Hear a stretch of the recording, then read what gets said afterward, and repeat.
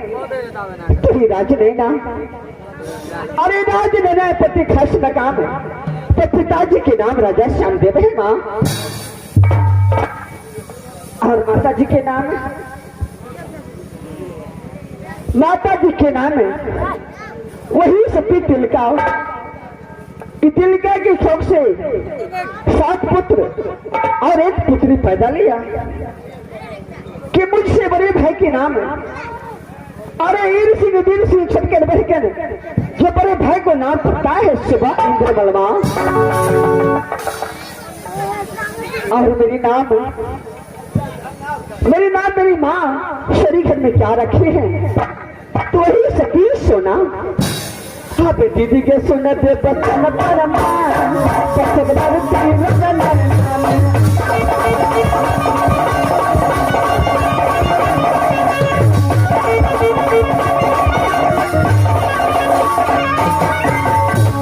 दक्षिणा के चीरा दीदी के सोनमा पहले हगे पत्रिकाल का चेली लगाए और हरिया का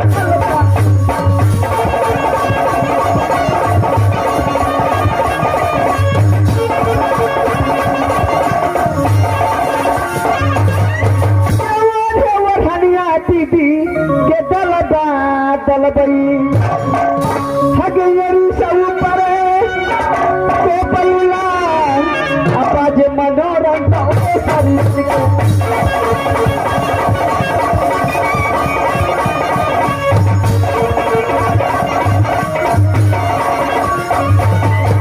आसल हो सिंगार दीदी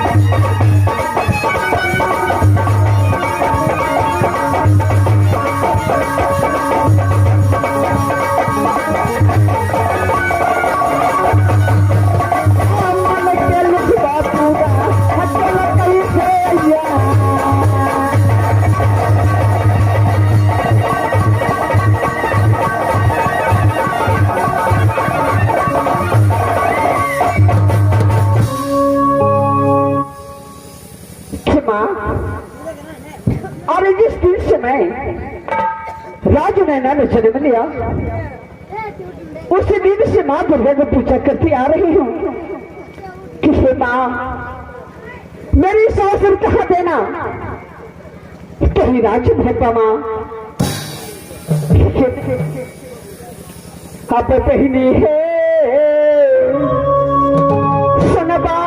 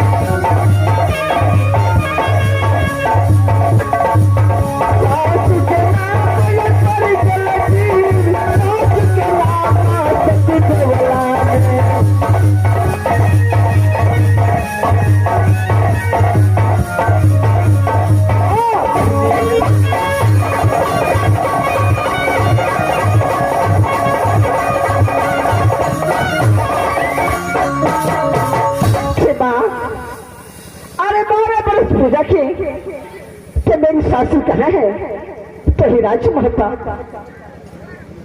कि बिरजासुर की पुत्र है तो सासू के नाम सती देवला है माँ और देवर जी के नाम एक 51 किला में कौन नहीं जानते हैं कि देवर जी के नाम वही जंगी रुदल तो गोतनी की नाम सती फूला है माँ। और स्वामी की नाम ही दुनिया से सारे मैं कैसे ले सकती हूँ।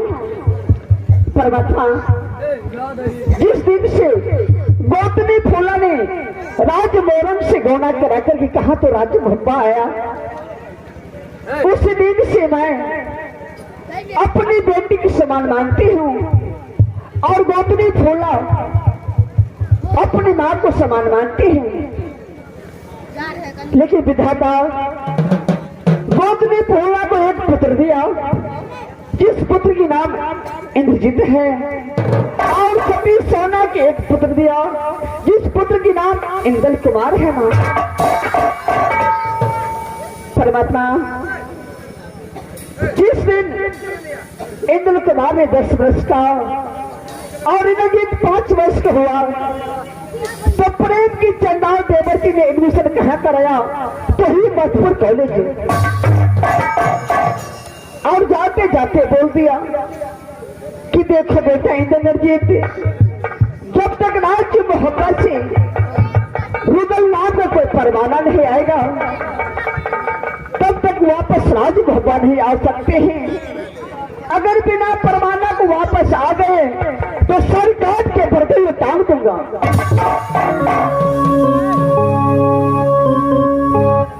परमात्मा, इस बालक को मैं 9 महीना अपने ओत्र में रखी हूँ। उस बालक को आज 12 वर्ष बीत चुके हैं, लेकिन मधुपुर कॉलेज से वापस अभी तक वापस नहीं आया। हे माँ, मधुपुर कॉलेज मेरा बेटा इंद्र कुमार कैसा है कैसा नहीं कोई खबर नहीं है। ठीक है परमात्मा, इस वक्त मैं अपने अंदाज में जाती हूँ और कुछ से आराम करूंगी।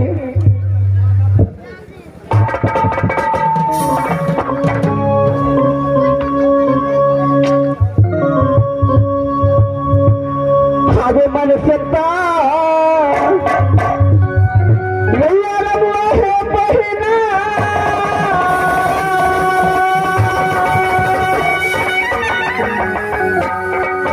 या है अपने